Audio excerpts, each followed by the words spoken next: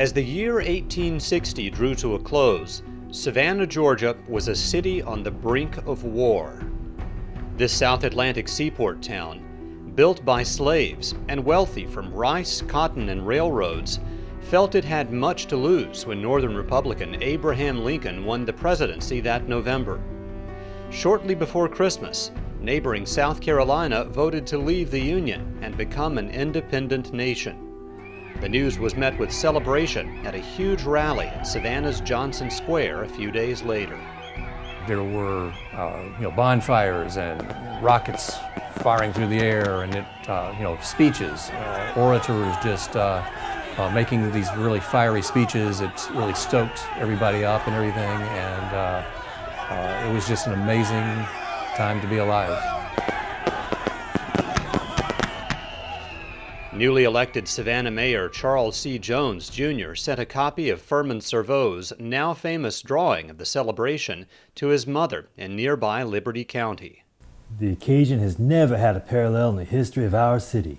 We all spoke, using the balcony as a rostrum on that night, to the assembled multitudes who swayed to and fro on every hand, like the sea lifted by the breath of the tornado.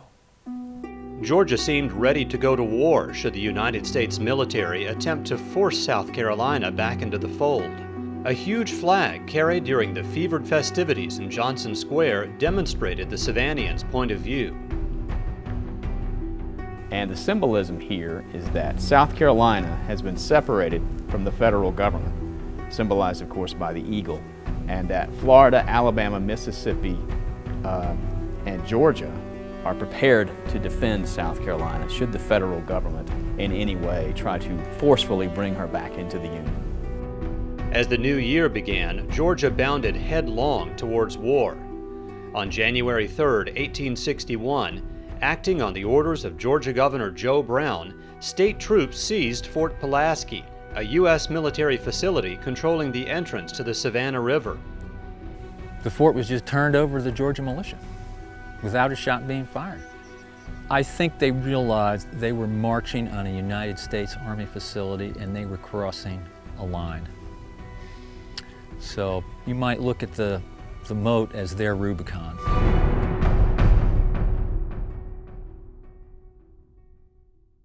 Still, many in the city advised caution. Savannah lived and died by trade, and no one wanted to see the port closed to northern shipping. But the drumbeat of secession, of leaving the Union, was impossible to ignore.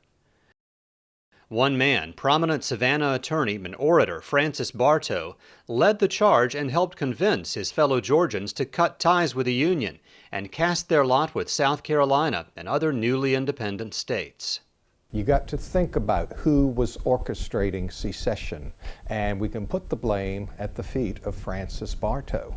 Look at the document of Georgia's secession. There are probably 80 to 90 signatures, but there's only 3 from Savannah. Only 3. Well, from the Southern white point of view, it was a war for independence. That just as the American Revolution, tried to gain independence from Great Britain, that the Confederacy was attempting to split off from the United States and create another country. Of course, the Constitution says that, anybody that raises a rebellion against the United States are acting as traitors and it should be suppressed. That didn't bother the Southerners at this time. They were too interested in preserving what they had. Now there was no going back. Each free white Savannian individually had to make his or her own choice. Were they Americans or citizens of the new Confederate states? For most, like former Savannah Mayor and veteran U.S. Navy officer Edward C. Anderson, the choice was a painful one, but the path was clear. I had been reared under the U.S. flag in the Navy and was to the innermost recesses of my nature attached to its folds. But the die was cast, and my lot as a Southern man with it. Yet there were exceptions on both sides. Henry Collick Davenport, son of the late prominent Savannah builder Isaiah Davenport, was serving in the United States Navy when Georgia seceded and chose to remain with the Union. On the other side of the coin were men like Ned Drummond of Maine.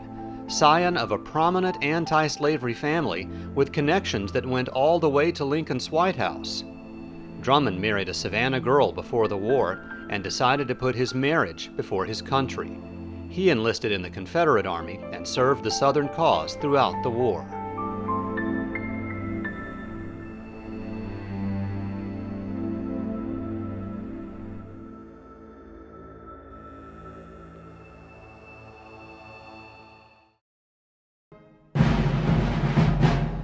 Soon, Savannah was a military camp, teeming with soldiers from all over the state. Probably there's no city in the Confederacy where you'd be so struck by the military air that pervades everything as here. In the park, if a lady has an escort, it wears a uniform, while in the surroundings of the city, where are encamped the various brigades, you will see the fine essence of soldierly esprit de corps. These regiments are just such as one might expect to find in Georgia, strong in numbers and made up of all degrees of humanity, from the wealthiest to the poorest, and from the white-haired veteran to the boy of 13. Their garments represent every hue that the scriptural Joseph ever dreamed of. Some wear patched bed quilts that look like dilapidated rag carpets. Some wear red shirts, some white, and a few none at all. Most noticeable in the early days were Savannah's many elite local militia units. These were young aristocrats normally, what are sometimes called bucks of the blood, who had their own money and could afford the Napoleonic type uniforms. A lot of braid, a lot of curlicues, a lot of plumes, a lot of shining brass, cross belts and so on and so forth, a lot of brass buttons, and it would be quite a stunning spectacle. The city's sons stepped out in their finest for a grand parade before the new Pulaski Monument in Monterey Square. It was a beautiful day, and a more beautiful sight to a soldier to see column after column of our gallant men passing in review. To see thousands upon thousands of glistening bayonets casting the dancing sunbeams from battalion to battalion. It was a grand sight, and who that saw it could dare to say Savannah can be taken?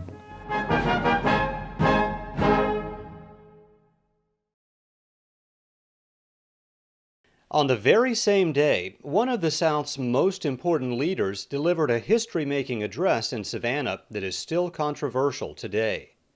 Speaking at the Athenaeum Theater on Chippewa Square, Confederate Vice President Alexander Stephens gave what would become known forever as the cornerstone speech. Essentially repudiating Thomas Jefferson's declaration that all men are created equal, Stephens declared, quote, "Our new government is founded upon exactly the opposite idea.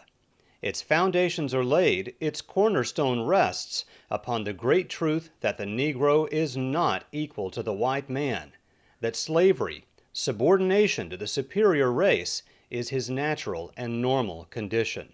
They still had a certain unity of whiteness in the South. It was what you would call a feeling of white supremacy dominated the South.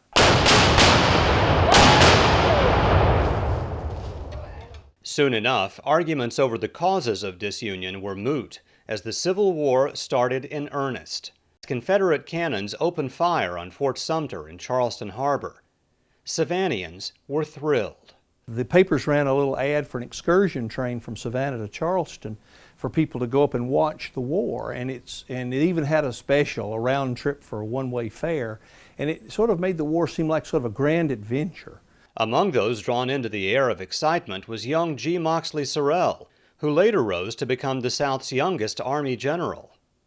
At the culmination of the political troubles in 1861, I was a young chap, just 22, at home in my native city, Savannah, peacefully employed with the juniors of the banking force of the Central Railroad. When Fort Sumter was bombarded at Charleston in April, I slipped away for a day or two and witnessed the scenes of wild excitement that attended its fall. It spread everywhere, and like all the youth of the country, I was quickly drawn in. In the camps, churches, and squares, war fever spread through Savannah like wildfire. I must fight for our country. It will not do to let these people run roughshod over us. What man can sit tamely in his chair or lay down on his couch at night with such thoughts hanging over his slumbers. Anyone who can do this is no countryman of mine. Away with him! Soon it became obvious that the next front line of the war would be Northern Virginia, as the first Union and Confederate armies clashed on the field of battle. Savannah secessionist Francis Bartow, now a Confederate senator and head of a local militia unit called the Oglethorpe Light Infantry, was bound and determined to take his troops north to join the fray.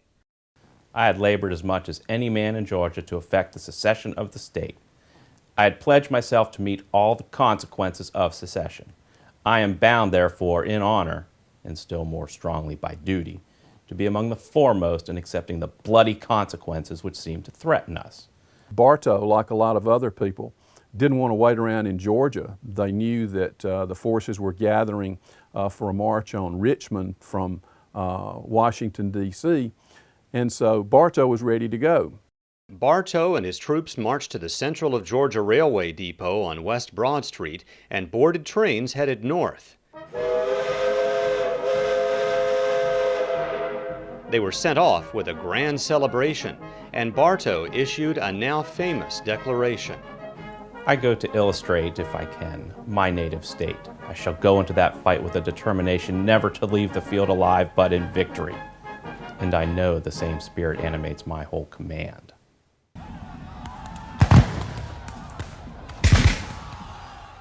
Indeed, Bartow and 6 of his soldiers never did leave the field alive. Exactly 2 months to the day after they left Savannah, they were killed in the First Battle of Bull Run. It was a Southern victory, but a costly one for both sides. It was a devastating battle. I mean, here with all these new weapons of war that were pretty fierce, a rapid-firing rifle, cannons that could be loaded with heavy shot as well as grape shot that could just mow down the ranks, all these new ways of killing people. This was a slap of cold reality for everyone in the city. It brought the war on a very personal level back home. It's almost impossible to imagine the effect of his death on the people there in Savannah. And you know, this was the first great funeral of a fallen hero. And Charles C. Jones, Jr., in one of the letters in the Children of Pride, has a very interesting description of exactly what that was all about. The funeral cortege embraced all the military companies and all the officers of the Army, Navy, and militia of this city and its vicinity. The bells were tolled, the flags displayed at half-staff, and a detachment from the Chatham Artillery fired minute guns, each one rendering every tribute of success for the memory of the brave departed.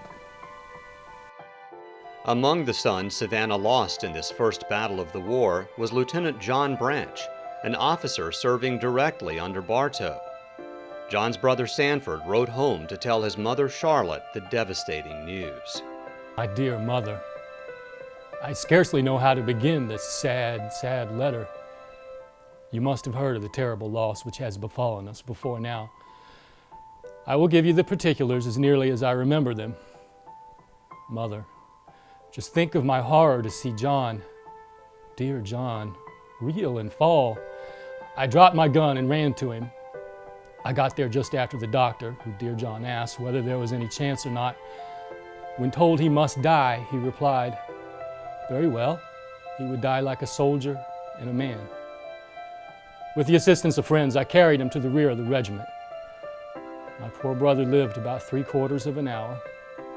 He was perfectly sensible about half the time. He died in my arms. His last words were about you in Hamilton. I cannot write any more now, as I was taken prisoner, standing by his body. For my sake, do try and bear our terrible loss as well as you can. Remember, he's in a better world.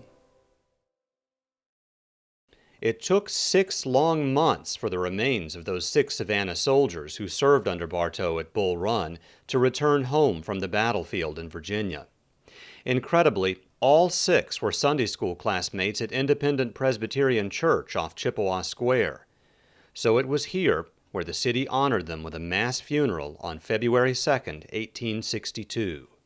Editor William Tappan Thompson of the Savannah Morning News described the scene.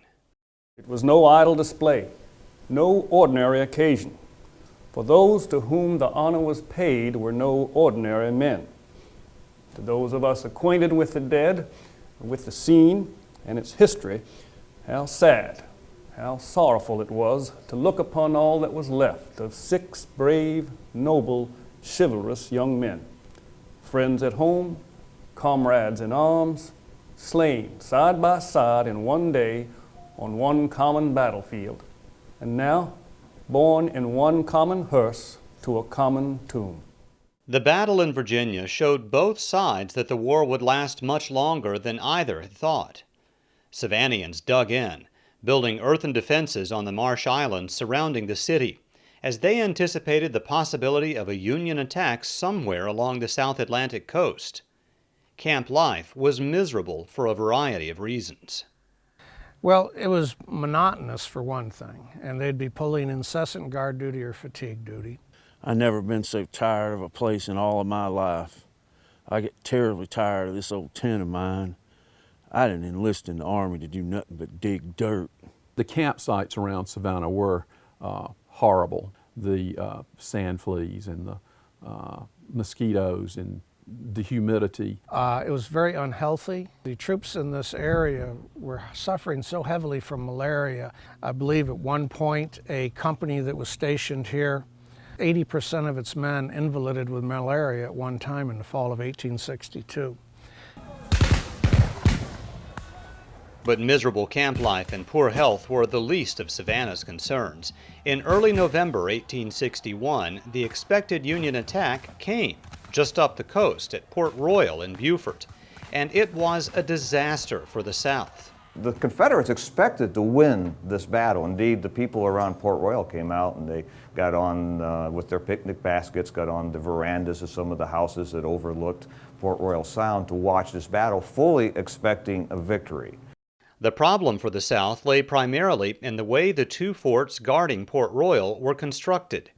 Instead of being placed behind tall protective walls with openings for the cannons, the guns in Forts Walker and Beauregard were placed in a style known as in barbette. In barbette means that you're firing over the wall, so that the wall is just a flat wall. The guns are planted on a step behind the wall and they shoot over. When you have shells coming over the wall, would explode between 2 guns, those fragments would be sprayed out amongst the crews of 2 guns, maybe more. Sometimes a cannonball or shell would come over the wall and would hit a gun and then bounce down. So there was no lateral protection. And not only were the Confederate forts at a disadvantage in construction, they were also facing off against a fleet of steam vessels for the first time in history. And steam-powered warships offered the Northern attackers distinct advantages over the forts. The reality, though, was with a steam-powered Navy, allowed the Navy to form circles of moving ships, that when they came by a fortification almost at point-blank range, they would fire and steam rapidly out of range. Next ship would come in while they were reloading, and even 6 or 7 warships could keep a fort under very heavy bombardment. The Armada was the greatest war fleet the United States had ever assembled. It was awesome, and it was very, very effective at demolishing one and then the other of these 2 forts. And they were so far apart, about 2.5 miles, they couldn't support each other. The battle's going to go on for about 4 hours. The Union fleet will take up positions to enfilade both from the north and the south into the forts, sweeping the Confederate parapets with fire, killing men, shattering the mounts that the cannons are on. And after about 3-4 hours of fighting, some of the Confederates were literally leaving the fort. They can't fight anymore, and eventually the Confederate commander, General Thomas Drayton, is going to give the order to abandon the fort, basically saying, well, if we stood our guns anymore, it would just be a useless sacrifice of men. The Confederate troops were able to evacuate their positions and make it to safety, but all of their cannons and equipment were abandoned to the enemy, and Port Royal became an important Union Navy base for the remainder of the war. It was a terrible blow for the South. Port Royal Sound is the deepest, finest harbor south of New York. The biggest ships in the world can come into Port Royal Sound. This is the only place in the entire South that the largest U.S. naval vessels can enter. Back in Savannah, the news of the Confederate defeat hit like a thunderclap. There was shock, dismay, panic. Some residents did leave the city in an uproar, fleeing because they thought that the Yankee Navy was going to be coming right up the Savannah River, and that was going to be it for Savannah. Some of these people are going to go as far as Tennessee, some into western South Carolina, some obviously into western Georgia. And they are going to feel that there's an imminent invasion is going to occur of the city.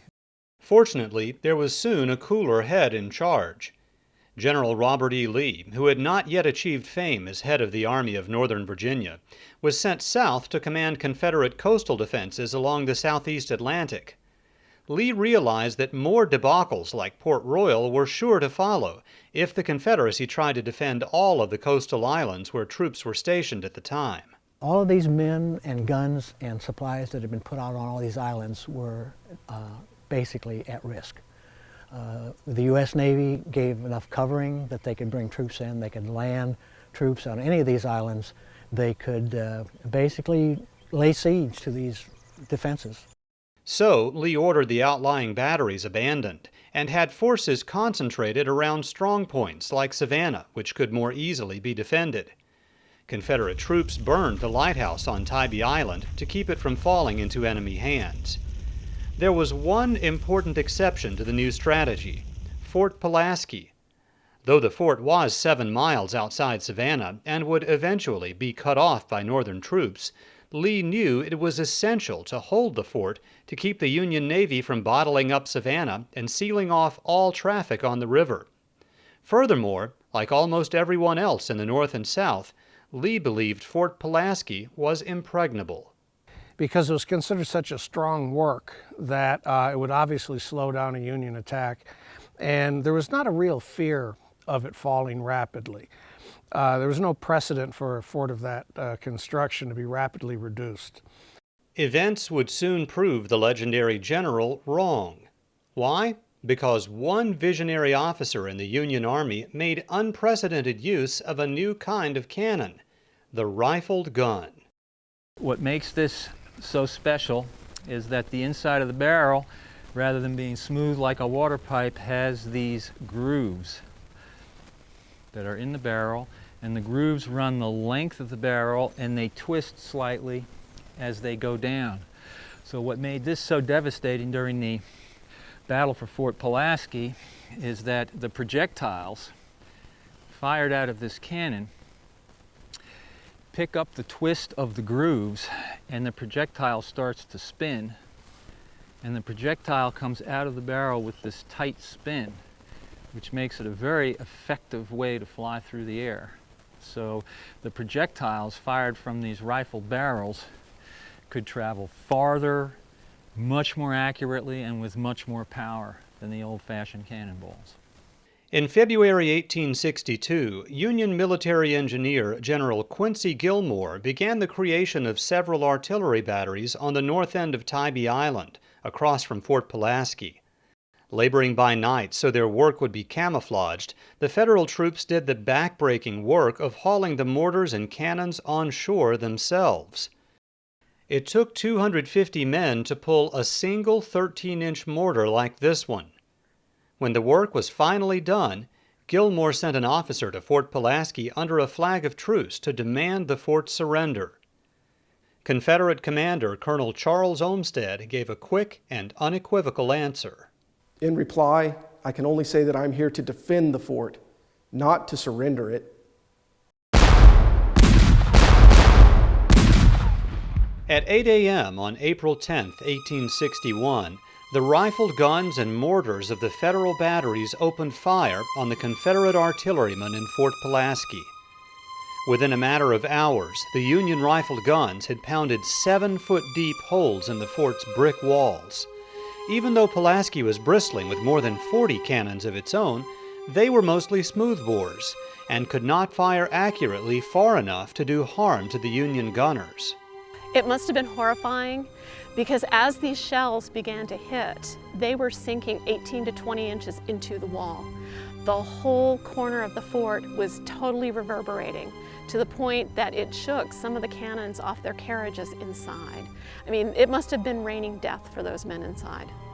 The damage was worse than disheartening. Dismounted cannon lay like logs among the bricks. We fought until the outer wall of 2 casemates was entirely down, while those terrible rifle projectiles had free access to the brick traverse protecting our magazine door. It was only a question of whether we should be blown into the air or not. After enduring a demoralizing 30 hours of bombardment, Olmsted realized there was no chance of survival if he kept up the fight. By that time, he had only a few operating cannons in this fort. Most of the cannons had either been dismounted or were not functional. And he also had the very significant threat of having a massive supply of gunpowder blowing up in the magazine. He met with his officers. He didn't make a unilateral decision. He met with his officers and they talked about what should they do, and they unanimously agreed to surrender the fort. And I think the only alternative was to hold the fort longer and probably risk massive loss of life. I yield my sword, but I trust I have not disgraced it. Colonel Olmsted and his men were carted away to Union military prisons in the north. Their chaplain, a Savannah Catholic priest named Father Peter Whalen, voluntarily went with them. Whalen refused to leave when Union authorities offered him parole and did not return to Savannah until his soldiers were released. Later, he ministered to the thousands of Union soldiers confined in terrible conditions at the Confederate prison in Andersonville, Georgia. Because of his incredibly selfless actions, Whalen remains an inspiration to military chaplains today. Army chaplains, we go to the places where our soldiers are. If our soldiers are sleeping in the mud, we sleep in the mud. We go where they are and we sit with them in the hardest places, in the hot, in the cold, in the rain, in the mud. And that's what I think Father Whalen did. He went and he stayed with his soldiers and he did everything he could to help them. In the aftermath of the surrender of Fort Pulaski, Savannah's Confederate defenders were reeling at the realization that not only was their strongest bastion gone, but all of their other forts were now vulnerable in a way their builders had never anticipated. You know, because this fort and forts like this around the world were considered impregnable, when this fort fell, not only did the Union Army succeed in doing something they were told that couldn't be done, but they also changed the history of fortifications around the world. Suddenly, here's a weapon that we have no defense against. And they felt like that if this modern brick fort can't stand up to this gun, how are these sand forts going to stand up that we've been building all around Savannah? There was a lot of conjecture that they were defenseless.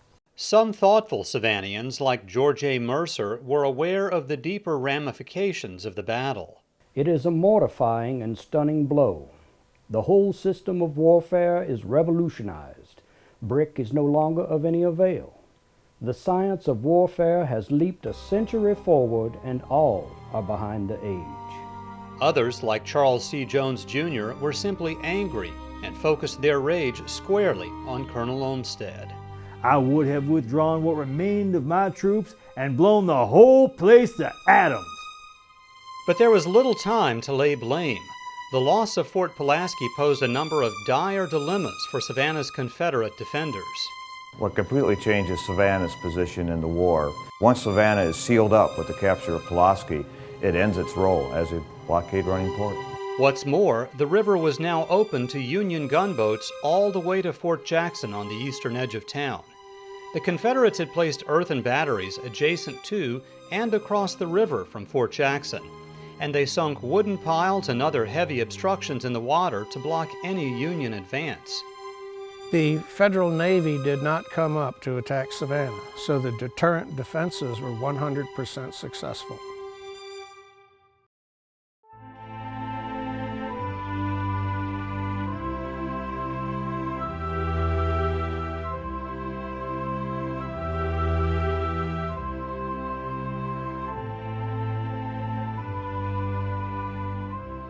The fall of Fort Pulaski also brought big changes in the lives of untold numbers of enslaved African Americans in Savannah and the surrounding area.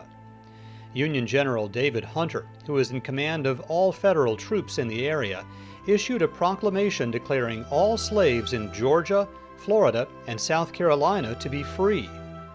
This was immediately rescinded by President Lincoln, who was still trying to keep some of the slaveholding border states in the Union. However, from this time forward, slaves knew that if they could make it to Fort Pulaski or other Union-held barrier islands along the Georgia coast, their fortunes could change.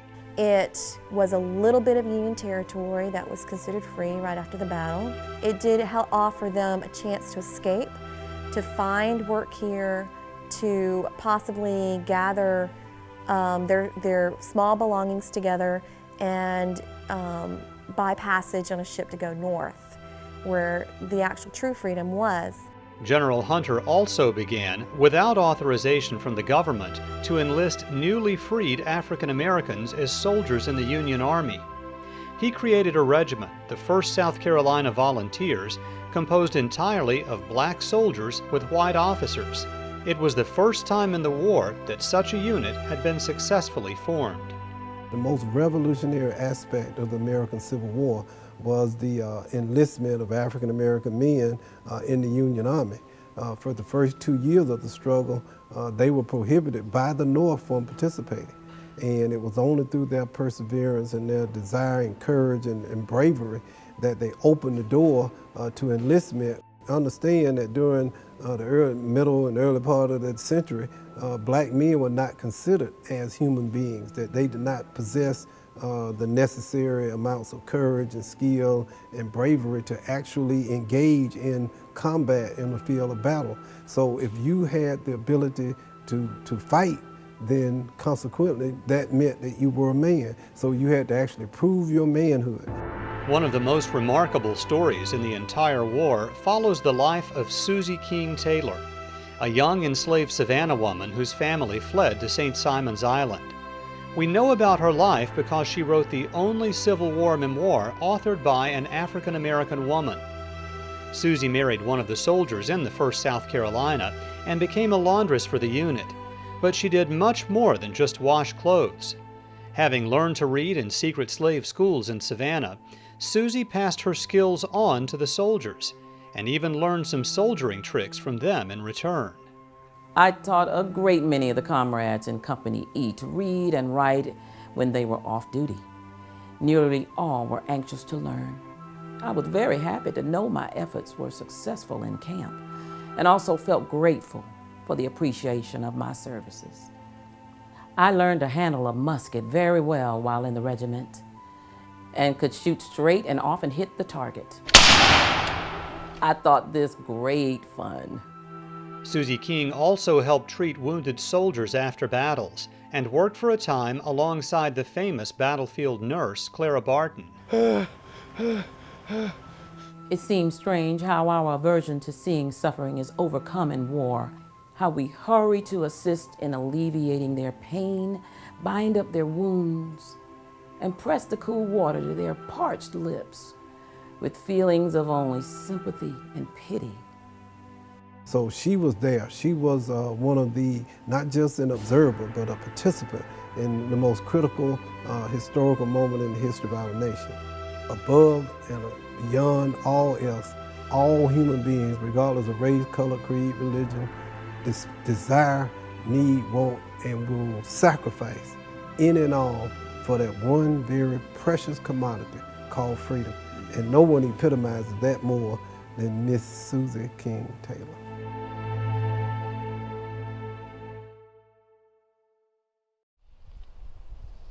Mighty Fort Pulaski fell in just over a day. Yet another Savannah area Confederate fortification held out almost until the end of the war. Unlike its cousin on the Savannah River, Fort McAllister on the Ogeechee had no massive brick walls. Begun in June of 1861, McAllister was little more than a big sand castle. Basically, they would put up wooden forms. They would pack dirt around them and then take the wooden forms away. Though it was initially a minor fortification, McAllister grew in importance after the fall of Port Royal. It protected two key railroad bridges vital to moving troops between Savannah and points west. And when they abandoned the islands, the offshore islands, then Fort McAllister, or what was Genesis Point Battery at that time, suddenly was no longer a secondary position. It was on the front lines, and then that meant that it needed to be expanded and strengthened. Soon, the earthen fortification would be tested against the strongest war machines the U.S. military could muster, the new Monitor-class ironclad warships. The Monitor's not-so-secret weapon was a rotating turret. Inside were two cannons, including a smoothbore gun that was loaded with the biggest shell ever fired in history up to that time. Fired a shell weighed with powder close to 400 pounds. It took up to 60 pounds of black powder to shoot one shot. It had about 20 pounds of powder inside it as a bursting charge. Needing a way to test out these metal monsters in combat before a planned mass attack on Charleston, South Carolina, Union Admiral Samuel DuPont sent first one and then three more of the newfangled ships against the fort to see how much pounding they and Fort McAllister could take. Surprisingly, neither the high-tech ironclad ships with their big cannons nor the dirt fort could get the upper hand. William Dixon, an officer in the Confederate Republican Blues, commanded one of the cannon crews cited for gallantry in the action at Fort McAllister. Up to the time the cannon was dismounted, we had struck the Montauk 15 times. Nothing disparaging can be said of the Confederate artillerymen. They stand up to their guns in a manner worthy of a better cause, but when their shells hit our ships, it is like throwing beans against a brick wall. Yet even though the Union gunners were safe behind their iron armor, their massive shells did little serious harm to the Confederate fort, whose secret lay in its simplicity. Each time that it was attacked by the ships, it was pretty much almost destroyed, and by the next morning it was rebuilt and brand new again, a little bit stronger. They bombarded the fort for over 8 hours. These 3 ironclads and 7 gunboats, and then brought up some mortar schooners and shelled them during the night with 13-inch mortars. The problem that they ran into was Fort McAllister is basically a dirt fort, sand. And that was part of what gave McAllister its resiliency, was the Northerners couldn't fire enough shells against the place to destroy it and drive the garrison out so they could pass the fort. A truly formidable work, so crammed with bomb-proofs and traverses as to look as if the spaces were carved out of solid earth. We failed to estimate the power and durability of that fort. They have concluded that the parapet is 30 feet thick. I hope they will keep on thinking so. Former Savannah Mayor Charles C. Jones, Jr. was, as usual, at no loss for words as he wrote about the showdown between the Union ironclads and the little sand fort on the Ogeechee River. It is a matter worthy of note that this is the first time that a 15-inch gun has ever been used in the history of actual warfare. The shells thrown from that gun weighed 335 pounds each. Think of an open earthwork resisting a bombardment from such a monster for 5 hours, and that enormous gun located in an impenetrable iron turret from whose sides our heaviest solid shot glanced harmlessly away, or when striking them full, were broken into fragments. Yet the bombardment lasted 5 hours, and wonderful to say, resulted in little or no damage to our fort. Unfortunately for the Confederates, neither the durability of Fort McAllister's works nor the accuracy of its well-drilled veteran gun crews could protect the Rattlesnake, a Confederate privateer that found shelter under the fort's guns as Union blockaders chased it toward Savannah. The Rattlesnake made repeated attempts to escape to the open ocean before it grounded on a sandbar. When the sun came up, the ironclad Montauk pounded the stranded Rattlesnake mercilessly until the ship burst into flames and burned down to the waterline. About 11 o'clock, her 2 guns went off, and soon after her powder exploded. The sight was a grand one to look at. It was obvious from the start of the war that the Confederacy badly needed a navy to make any headway against the U.S. military. There were no warships to be had, But one thing the Southern forces did have plenty of was good people. Veteran U.S. Navy officers like Savannah native Josiah Tatnall. Josiah Tatnall was one of the key officers of the United States Navy. He'd been in since the War of 1812, and he was always a fighter. And the revered old man of the Navy by 1860. In Savannah, Tatnall, now a Confederate Navy Commodore, commanded a ragtag flotilla of converted merchant vessels derisively described as the Mosquito Fleet. Brave but badly outgunned and outnumbered, Tatnall was able to do little more in the Battle of Port Royal than evacuate Confederate troops from the besieged fortifications. And they just weren't much. One purpose-built U.S. gunboat was superior in firepower, maneuverability, speed to the entire Mosquito fleet. Savannah shipbuilders like Henry Willink soon began work on proper naval gunboats, but with limited materials at hand and most of the available labor force drafted into the military, it was slow going. In 1862, a Savannah-based group of women, calling themselves the Ladies Gunboat Association, raised $115,000 for the construction of a new ironclad gunboat. The Georgia, as it was called, was meant to follow on the successes of the Confederate ironclad CSS Virginia, which had wreaked havoc on the wooden Union fleet in Hampton Roads that March. And people in Savannah thought it was gonna go down the Savannah River, ram and sink a bunch of Yankee blockaders, shoot it out and with a bunch of others, break the blockade. But what they got made Savannah really angry.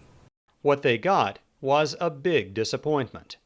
The Georgia, powered by a weak, old steam engine and weighed down by 500 tons of railroad iron used as armor, could hardly even make headway in the fast-moving currents of the Savannah River. The Georgia is a nondescript marine monster, a splendid failure, a mud tub. The Georgia would have been successful in Charleston Harbor, where there is not a 7-knot current. It would have steerage way. In Savannah, its engines just couldn't give that to it because of the nature of the river. Still, Commodore Tatnall was able to find a good use for the Georgia, tying it up broadside in front of Fort Jackson so its cannons and armored sides would face any U.S. Navy attack from the sea. But the Georgia was only a first effort. Soon Savannah's Confederate shipbuilders were back at work, and this time they cranked out a powerful warship, the ironclad CSS Atlanta, built atop the iron hull of the blockade runner Fingal. The Atlanta's thick armor and heavy armament were matched by the ferocity of her captain, the hot-headed Commander William Webb, who intended to steam down the Savannah River at the first opportunity and pick a fight with the Union monitors waiting offshore. The whole abolition fleet has no terror for me. He was perceived as a windbag, a braggart, very reckless, disinclined to listen to the counsel of older and wiser heads. Savannah didn't like him from the beginning. Boys, all I ask of you is don't say stop too soon. The new ironclad had too deep a draft, and when Webb finally managed to put to sea on June 17, 1863, he ran hard aground on a sandbar.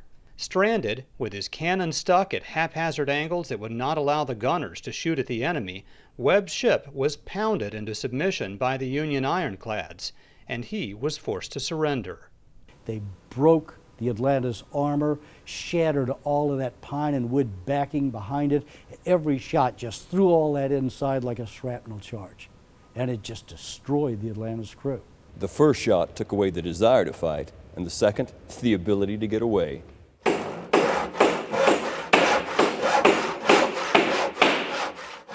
Though they were demoralized at the sudden and unexpected loss of Webb's ship and crew, Savannah's Confederate naval commanders and shipbuilders kept at their work, and just less than 2 weeks later, they commissioned the CSS Savannah, one of the most powerful ironclads built by the South in the entire war.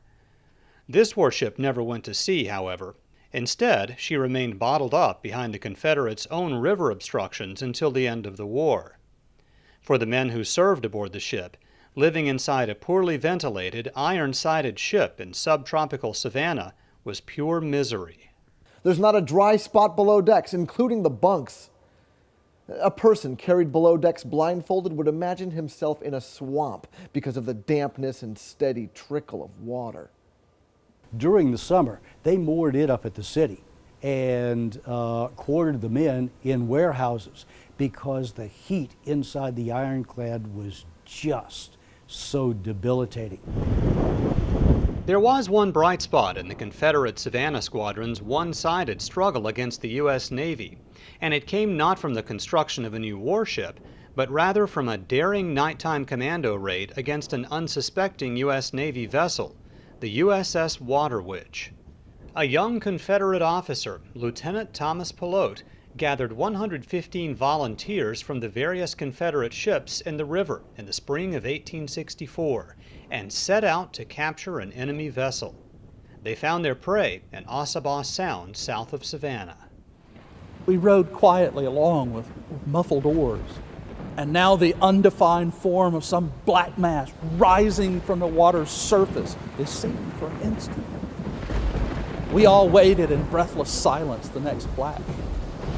It revealed unmistakably the lofty sides of an enemy ship. Now, men, the hour has come. The eyes of your country are on you. Mark well what record you leave to history tonight. We are rebels. Give way, boys. 3 cheers and board her. Stay down there or I'll cut your damn noses off.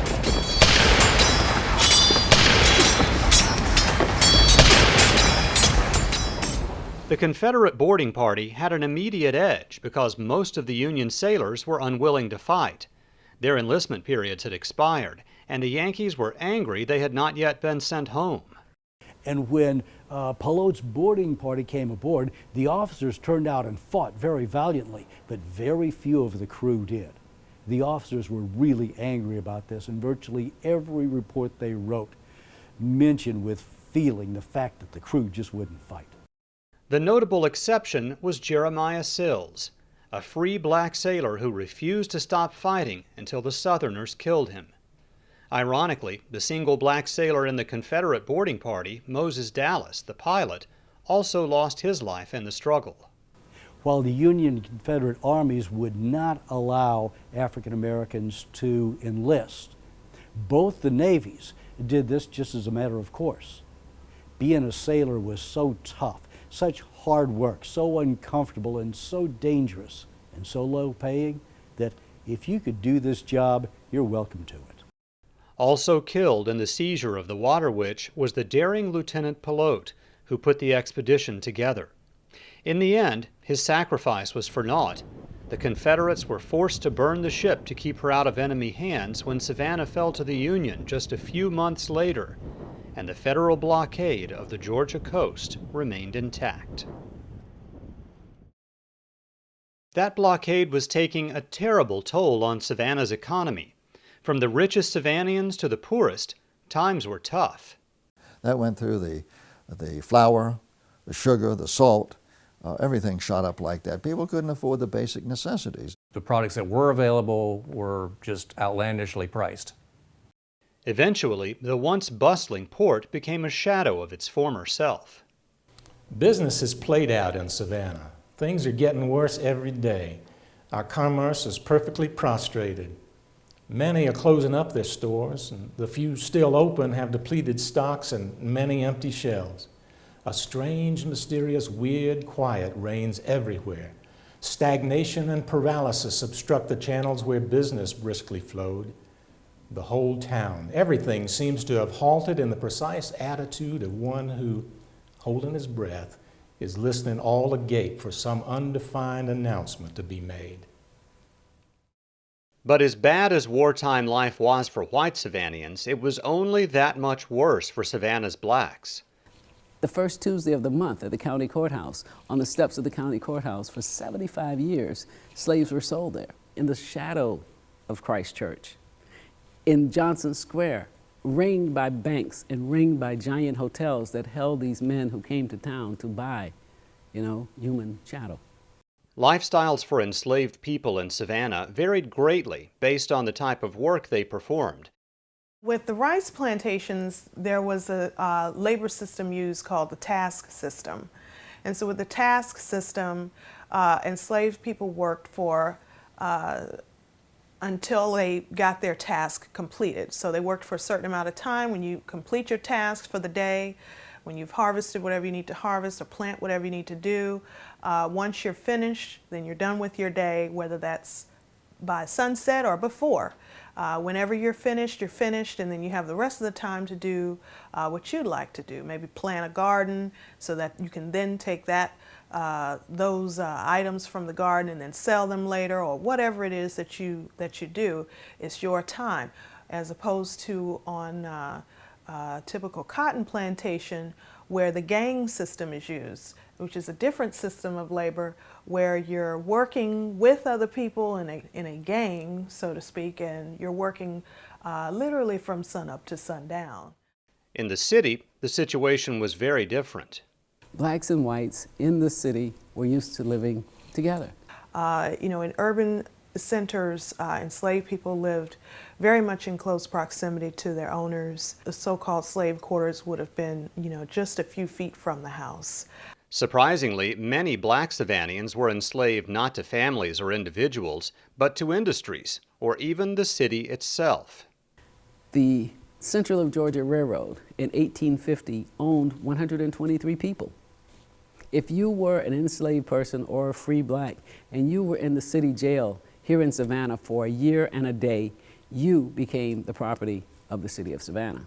Yet there was still another type of slavery in Savannah, involving highly skilled but enslaved laborers who rarely even saw their masters and simply paid a share of their income to them each year. It was almost like a quasi-freedom. In some cases, the enslaved person might have had just as much say in who they were hired to and for how long as the owner, and it was in the best interest of the owner to hire that enslaved person to someone who was going to take care of that property while they were in their care. On New Year's Day, 1863, President Lincoln put into effect the Emancipation Proclamation, declaring every slave in Confederate lands to be free. From this moment forward, every advance of federal troops meant freedom for more black Southerners, and gradually the war, in the eyes of many, became a struggle to free slaves as much as it was a war to preserve the Union. The news spread like wildfire among the black population of the South, including the federal garrison at Hilton Head, South Carolina, where Susie King and her unit of Union soldiers became the first to openly celebrate emancipation in South Carolina. It was a glorious day for us all, and we enjoyed every minute of it. The soldiers had a good time. They sang or shouted, "Hoorah!" all through the camp and seemed overflowing with fun and frolic until taps were sounded, when many, no doubt, dreamt of this memorable day. Black church congregations in Savannah rejoiced in secret. Reverend James Sims was pastor of the First Bryan Baptist Church. Who then could estimate or describe with tongue or pen the struggle in our hearts between hope and fear? Who can measure the prayer offered in secret at this point and know its effects? But the secret thoughts belong to God. And from the beginning of the war to its close, there was an abiding hope in every breast that God would, in the end, grant us freedom. As the blockade slowly choked off supplies and resources coming into the Confederacy, the Southern armies gradually began to suffer a series of military setbacks that only seemed to multiply over time, with tipping points including the Battle of Gettysburg, Pennsylvania, and the Battle of Vicksburg, Mississippi, both in July of 1863. It is impossible to disguise the fact that a great calamity has befallen our arms.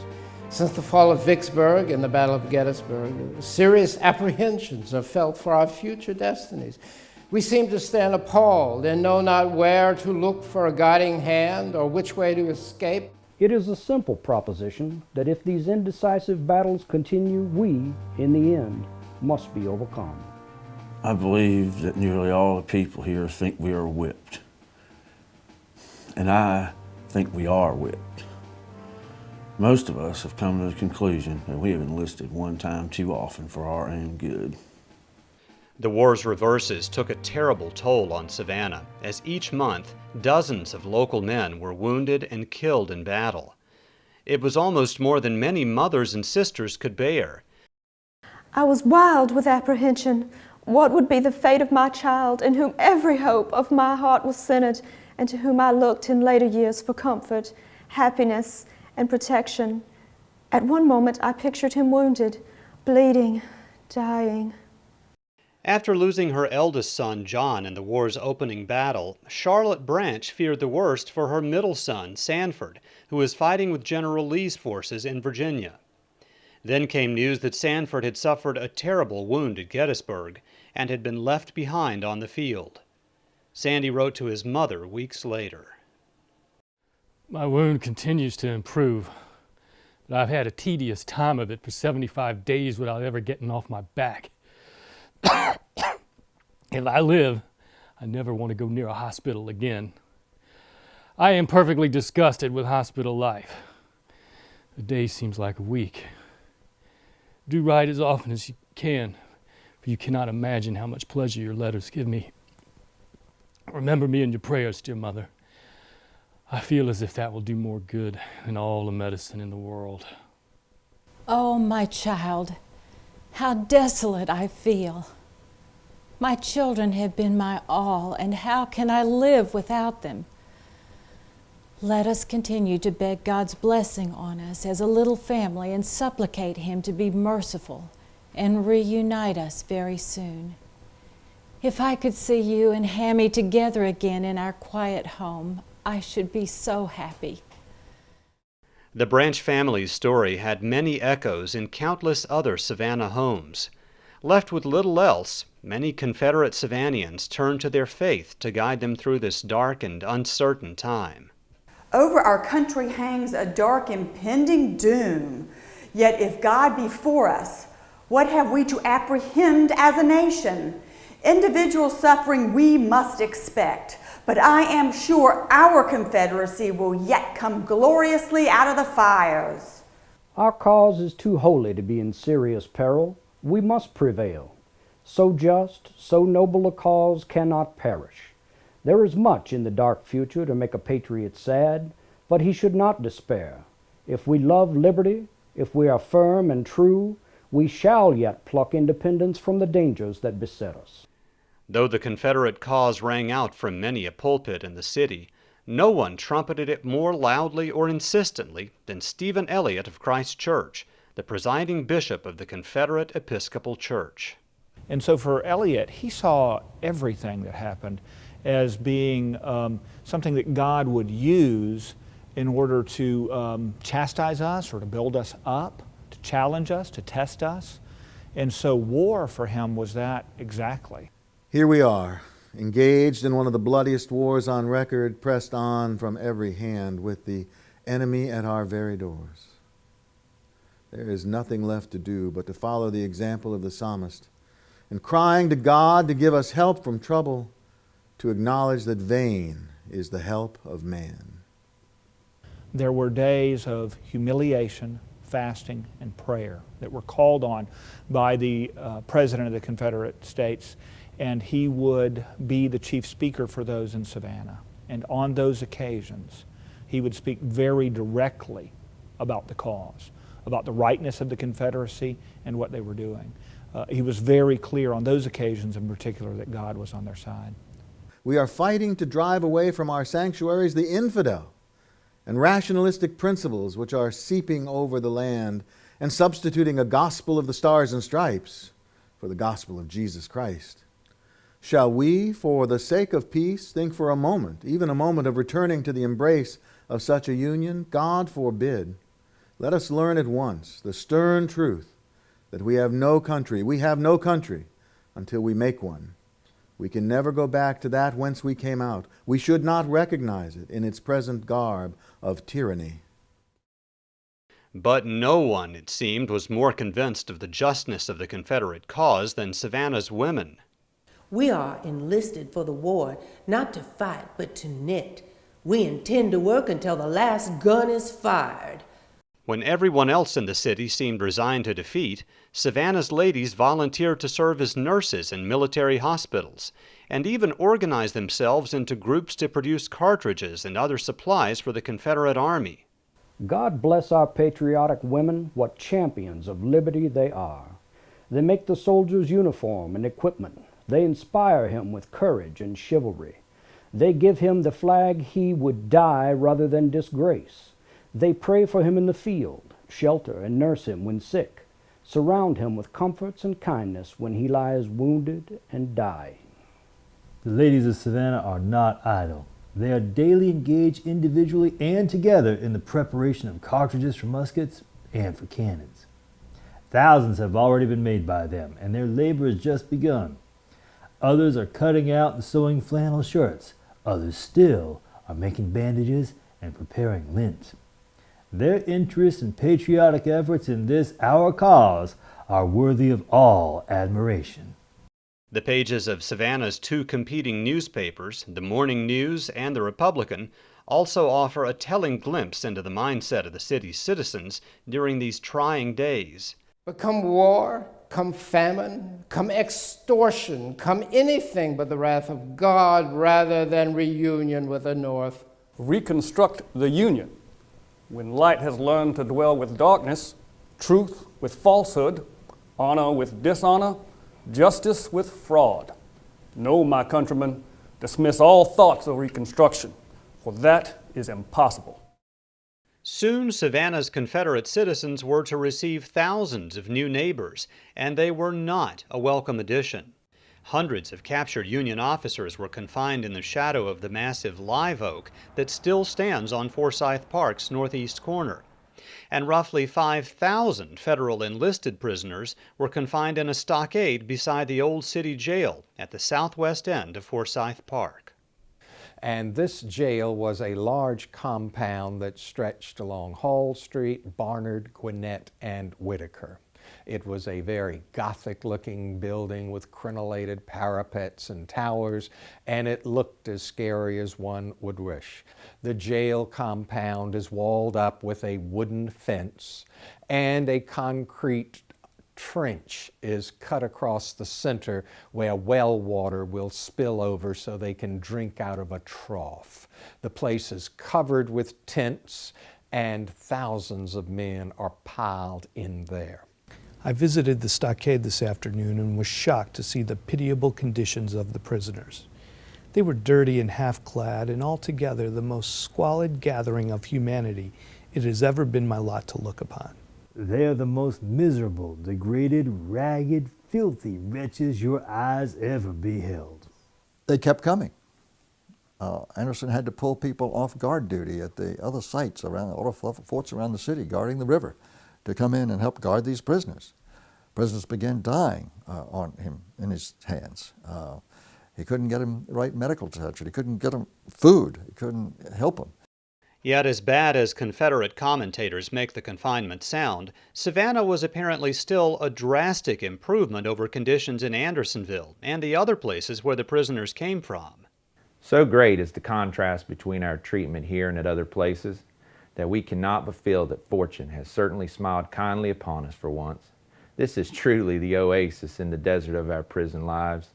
When we awoke in the morning, it was like a glimpse of Eden. So great was the contrast between this camp and that loathsome jail we had left in Charleston.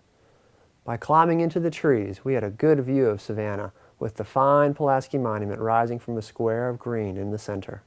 Still, nothing compares to true freedom, and there are written accounts of attempts by prisoners to tunnel their way to liberty, including one such attempt which failed thanks to an unwitting Confederate cow.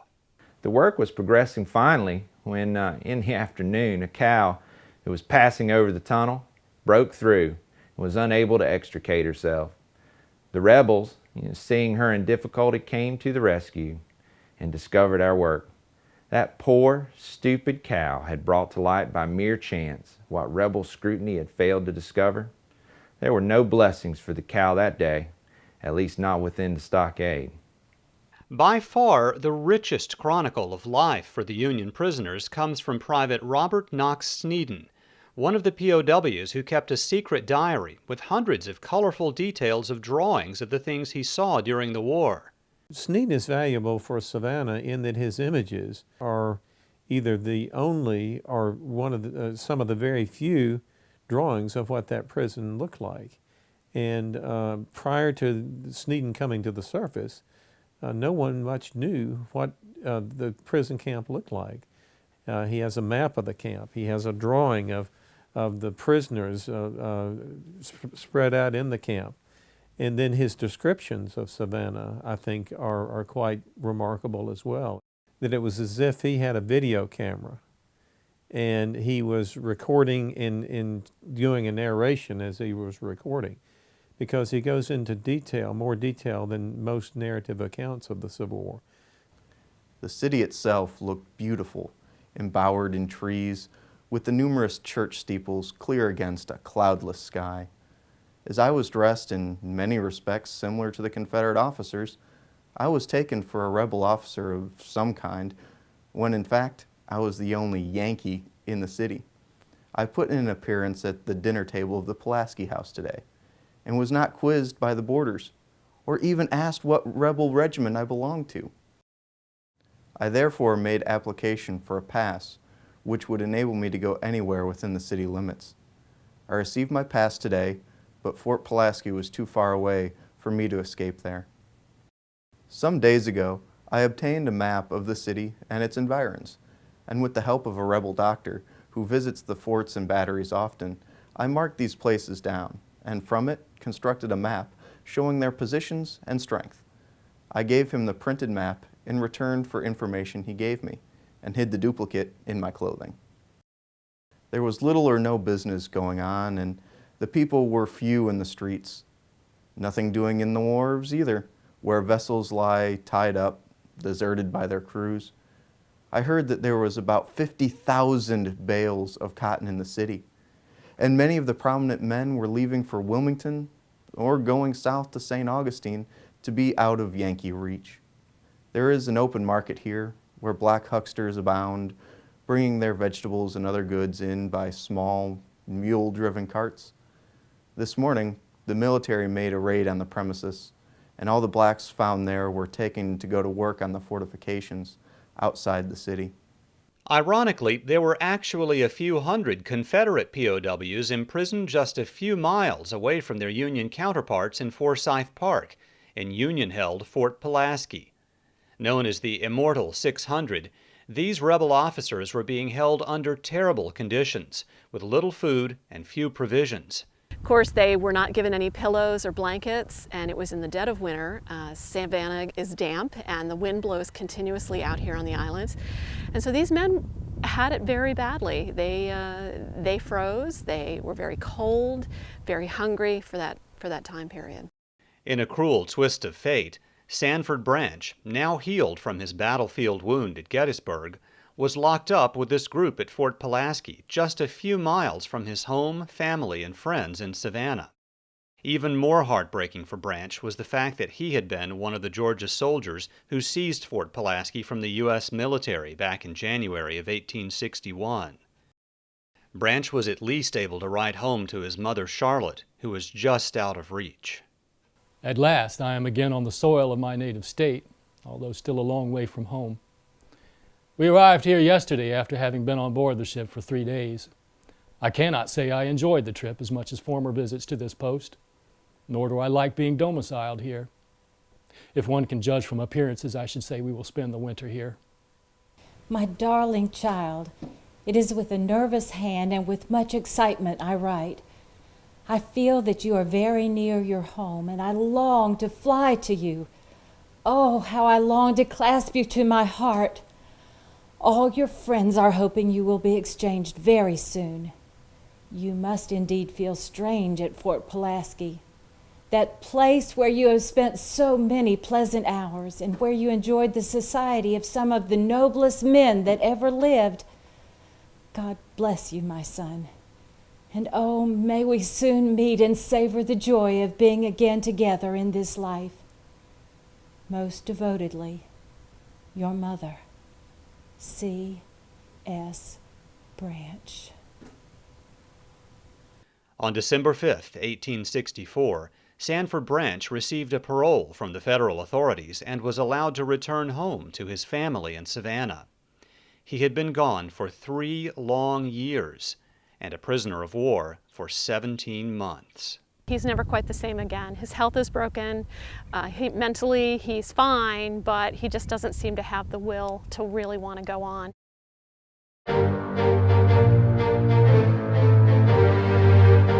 Mere days after Sanford Branch's release from imprisonment at Fort Pulaski, the biggest threat in Savannah's entire Confederate existence arrived at the city's doorstep in the form of 60,000 Union soldiers. The destination of William T. Sherman's now famous March to the Sea was clear. Savannah was in the crosshairs. When Sherman left Atlanta for Savannah, he had a total of 62,000 troops. At that point, the population of Savannah itself was only around 22,000 people. So you've essentially got a military force heading towards Savannah that's almost 3 times the population of Savannah itself. Frantically, Savannah's mere 10,000 Confederate defenders began digging in, preparing for the expected onslaught. They had created a half-circle of earthen defensive positions several miles long, protecting the city from the west, the direction from which Sherman would approach. The old can fight in the trenches as well as the young. Let no man refuse, and if any do, let us know his name. Savannah is never to be surrendered. We must never abandon a gun so long as it sits on its carriage and a soldier is left to man it. Only when the last Southern soldier has fallen and women have applied torches to the last habitation, then, and not until then, let us think of submission. Savannah will be defended while a Georgian can raise an arm, and only surrendered when it is a heap of smoldering ruins. Sherman's soldiers were under tremendous pressure as they reached the outskirts of Savannah. Food and ammunition were running dangerously low. When they got down here, they got to around Statesboro, they came into a part of the country that you didn't have all the rich plantations that you have in the upland areas. So there wasn't as much to draw from. And when they got to Savannah, then they bumped up on the Savannah defenses, and they were not moving anymore. And if you're not moving into fresh territory to draw from, you don't have supplies coming in. And 60,000 men get hungry in a hurry. Complicating matters for Sherman was the presence of hundreds of former slaves freed from plantations along the route of the march. Some of the males as teamsters and so forth, or some of the women as cooks and laundresses, but he just didn't want huge numbers of extra mouths to feed. When he gets to Savannah, he's not necessarily inclined to save the enslaved people, and it's not a moral issue with him. It's war. The slaves had been told, do not follow the army, stay on the plantations. The war is almost over. We really can't take care of you. But can you imagine being told to stay in bondage somewhere when you know that freedom is right there? This growing friction between freedom and military necessity came to a deadly and heartbreaking collision at Ebenezer Creek, 35 miles west of Savannah. On December 9, 1864, one of Sherman's generals ordered floating pontoon bridges pulled up before the blacks had crossed. And this terror that suddenly strikes them, realizing that General Wheeler's Confederate cavalry is right out there. They're being left behind. They're going to be taken back into slavery. There are as many as several hundred that died trying to get across. So you can imagine what this creek looks like later in the day. Bodies, it's just choked with bodies up and down through here. They made the decision really to die rather than being taken back into slavery. Before Sherman could begin his attack on Savannah in earnest, one obstacle stood in the way: the Confederate garrison at Fort McAllister. Its heavy guns prevented the U.S. Navy from resupplying Sherman's army. The attack began at sundown on December 13, 1864. We had about 230 men in the fort when the actual assault took place. You've got a handful of guys who are defending their home, in that case, and you've got an overwhelming troop attacking it, it only took 15 minutes for the assault to be completed.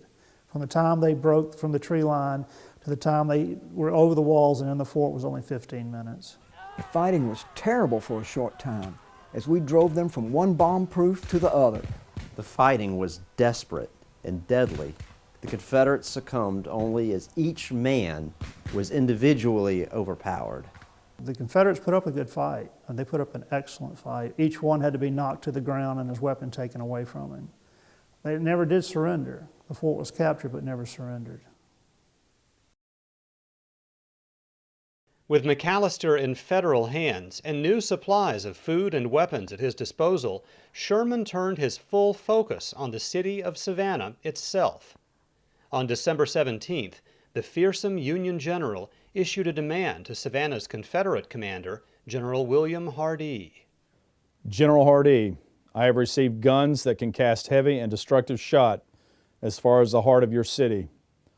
Also, I have for some days held and controlled every avenue by which the people and garrison of Savannah can be supplied. I am therefore justified in demanding the surrender of the city of Savannah and its forts, and shall await for a reasonable time your answer before opening with heavy ordnance. I have the honor to be your obedient servant, William T. Sherman, Major General. Hardee's reply was quick and to the point. General Sherman, I have to acknowledge receipt of a communication from you of this date, in which you demand the surrender of Savannah and its dependent forts. The position of your forces a half a mile beyond the outer line for the land defenses of Savannah is, at the nearest point, at least 4 miles from the heart of the city.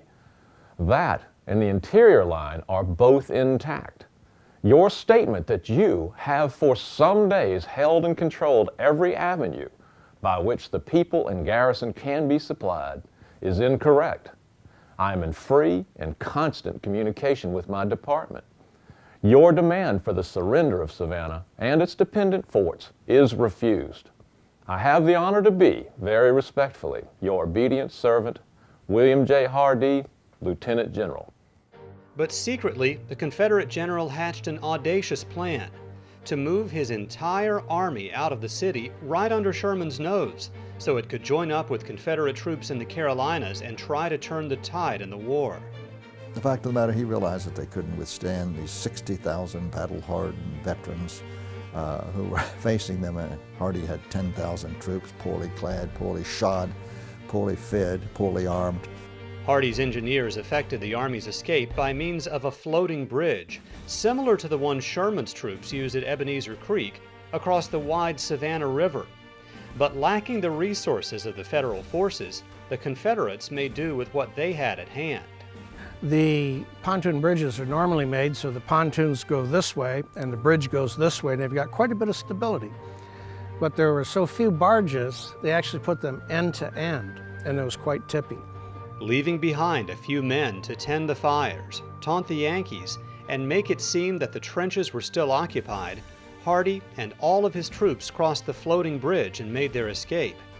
It was daring and dangerous, but it worked. I think it probably was terrifying to the guys. It was dark, you couldn't see where you were going exactly. You know, one step and you were in the drink, and you knew what might happen if you fell in. There was a musical sound in the dead of night, the clink, clank of the horses' iron feet, as the troopers rode down the brick pavements. The waving moss on the live oak seemed to personify the ghost of my departed hopes. It was the hardest march that I nearly ever taken. I can't describe my feelings. When we had to leave, I was desperate to think that after 4 years' service in Georgia, I have to leave my native state to the mercy of a ruthless enemy. You have no idea what a sad blow it was to me. Thinks I, there goes my pleasant quarters, my good clothes, my good warm overcoat, and I am forever cut off from Savannah and the hopes of ever making myself agreeable to the Savannah girls. My heart sank within me. My limbs ached, my load was terribly heavy, and my eyelids had a mutual attraction for each other. The last Confederate troops to leave were the sailors and Marines from the ironclad CSS Savannah. After firing a few final shots on Union troops entering the city, the Savannah's crew abandoned their ship and set it ablaze, then joined the long, sad march into a dark and uncertain future. Before long, the flames licked the ship's powder magazine and set off a massive explosion that could be seen from miles away. I saw a dull red glow in the west suddenly become a tall, fiery column with a ball of thick black smoke at its summit. A grand and fearful sight met the eye. Fire, fire everywhere. Around us drifted the barges from the dismantled pontoon bridge, some of them burning like torches. It was a fearful time. I never suffered such fear in my life. The editors of both of Savannah's newspapers left with the retreating Confederate troops. Savannah Republican editor James Roddy Sneed arranged for a final edition to be published on the first morning of the Union occupation. To the citizens of Savannah, under the fortunes of war, we today pass under the authority of the federal military forces. We counsel all inhabitants to keep indoors and conduct themselves in such a manner as to win the admiration of a magnanimous foe. Pretty soon, the Union troops were patrolling the streets, martial law had been declared, and the looting was over. The Confederates have ignominiously skedaddled like the thieves and scoundrels they are. If anyone in Savannah was able to actually sleep on the evening of December 20th, 1864, he or she would have awakened on December 21st in a new world. Union soldiers were everywhere. I am surprised to see what these wretches have done in the way of making themselves comfortable. All of the squares are so built up with wooden houses that I can barely recognize the streets. One of the many things that seemed hard for us to bear was the suspending of those Union flags across the streets so as to compel us to walk beneath them. Fences are broken down, sidewalks and wharves are going to ruin, and Sherman's dead horses are lying about the streets by the dozen. The fact is, this is a most miserable hole. Some people shuttered their windows, wanted nothing to do with the Yankees at all. Others were, thank God, this is, most of this is over, and hopefully we can get back to a normal life. We found the officers in charge very willing to station guards wherever there were complaints. Whenever a chicken would cackle, one would see one or two or more Yankee soldiers' heads pop up over the fence. When General Sherman himself entered the city, he first made his way to the Pulaski House Hotel on Johnson Square, but then changed his plans when an English merchant named Charles Green offered him the use of his handsome Gothic Revival mansion on Madison Square. Here, as captured in a series of now famous prints in a northern newspaper, Sherman and his staff spent the remainder of their time in Savannah, receiving visitors and enjoying Christmas dinner. It was also in this house that Sherman penned his now famous message to President Lincoln, informing the Commander-in-Chief of the successful conclusion of the March to the Sea. To His Excellency, President Lincoln, I beg to present you as a Christmas gift the city of Savannah, with 150 guns and plenty of ammunition, also about 25,000 bales of cotton.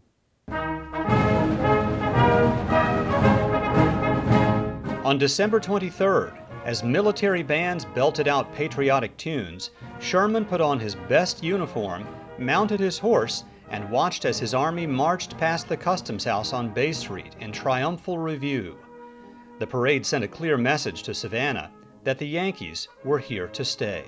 To the shock of the Confederate government and the rebel armies still in the field, Savannah leaders voted in a public meeting just a few days after Sherman's arrival to leave the Confederacy and rejoin the United States. Savannah's mayor, Richard Arnold, explained, quote, "Where resistance is futile, it is criminal to make it."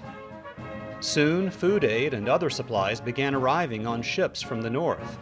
This was due in no small part to the efforts of the famous New England orator Edward C. Everett, who delivered the final public address of his life in Boston's Faneuil Hall, beseeching his countrymen to send aid to the beleaguered city. There's no store of food there. Their warehouses, their dwelling houses are empty of provisions, of all the other necessities of life. And there are 20,000 men, women, and children who must be clothed and warmed and fed. It is our duty, as I know it will be our pleasure, to do our part in this benevolent work. Even Savannah's two main newspapers changed their stripes as federal soldiers and pro-union correspondents took over editorial and publishing duties. Both, of course, after Sherman came to town, had included in the paper on page 2 a loyalty oath to the Union, and the Republican even changed its name to the Savannah National Republican on its masthead to illustrate the fact that now that we're occupied by federal troops, we're all on board for the Union Army and for the cause. But it would be a mistake to assume all white Savannians were glad to be back in the federal fold. George Anderson Mercer best captured the feelings of many unreformed Confederates in his memoirs years later. It would be difficult to paint in words the change which has come over Savannah. Externally, the city is the same, but the iron has entered its soul. Its whole social organization has been subverted, and to all intents and purposes, it is a new place. Its rich have become poor, and new aspirants for wealth and honor rise upon the ruins of its ancient inhabitants. I have not yet recovered from the stunning effect of mingled surprise and grief caused by the sudden prostration of our cause. The noble structure we had reared was leveled like a house of cards. Naturally, Savannah's blacks, who gained their freedom with the arrival of the Union troops, wholeheartedly welcomed the new state of affairs. Reverend James Sims of First Bryan Baptist Church could hardly contain his joy. The Yankees came for our deliverance, and the cry went around the city from house to house among the race of our people, "Glory be to God, we're free. Shout the glad tidings over Egypt's dark sea. Jehovah has triumphed and his people are free." In January 1865, Sherman issued Special Field Orders No. 15, ordering 400,000 acres of white-owned land along the South Carolina, Georgia, and Florida coast to be confiscated and turned over to the thousands of freed slaves. Each sharecropper was to be resettled with 40 acres of land and a mule to use to plow it. In the end, Sherman's sweeping ruling came to no avail because the government revoked the order less than a year later. The fighting around Savannah may have ended, but the city still had many trials to endure. On January 27, 1865, just over a month after the Union Army took control of the city, an unexplained fire broke out at the former Confederate armory in the northwestern part of town. Though the Federal soldiers made valiant attempts to contain the blaze, soon the stored ammunition was exploding, sending shells and cannonballs screeching through the air. One pierced the water tower in Franklin Square, causing a shimmering waterfall to cascade to the ground below in the flickering firelight. An untold number of homes and businesses were destroyed before the blaze could be extinguished, and hundreds of people were left homeless during one of the coldest months of the year. Savannah today is literally a time capsule of Civil War memory. But nowhere does the conflict echo more clearly than in Laurel Grove Cemetery, where hundreds of Civil War veterans rest beneath marble headstones. Presiding over their eternal rest is a marble statue known as Silence, which gestures for quiet and respect for these soldiers' sacrifice. But Silence didn't start out here at Laurel Grove. She used to be part of a 50-foot-tall memorial that dominates the center of Savannah's most popular park. The Confederate monument in Forsyth Park in Savannah was the work of the Savannah Ladies Memorial Association. On the top, there was an inscription on a scroll that said, "The deeds of the noble dead are submitted to the high court of eternal right, truth, and justice. Feeling sure that our cause was just, we await with calm confidence the final decree of the high tribunal that cannot err." They were sure that in the end they would be judged right, not wrong. Yet the original monument was very different from the one that stands here today. When the ladies designed the monument, they were under constrictions at that time. Savannah was still a military district of the South. Georgia's petition to be readmitted into the Union had been knocked down, and things were still under Northern control. And one of those controls was you did not portray a Confederate soldier. So this monument could not portray anything Confederate. It could only be symbolic. Eventually, the Union occupation of Georgia came to an end, and there was a clamoring in Savannah to replace this flight of Victorian fancy with something that truly reflected the sacrifices and sufferings of Savannah's Confederate soldiers. Accordingly, philanthropist George W.J. Duren agreed to personally fund the creation of the sculpture of a common Southern soldier to top the pedestal.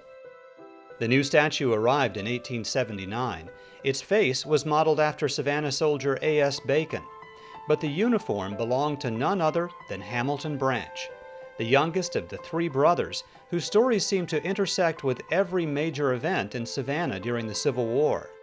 Though the life-size statue is placed too high to be inspected in detail, a miniature version stored at the Telfair Academy in Savannah reveals the lifelike details of this combat-scarred veteran soldier. In Forsyth Park, the niche in the middle of the pedestal was filled in, and the silent statue trundled off to Laurel Grove Cemetery. Her sister Judgment was sent west to Laurel Hill Cemetery in Thomasville, Georgia, the town at the other end of the railroad once guarded by Fort McAllister. It would be more than 100 years before Savannah's African American citizens obtained a monument of their own.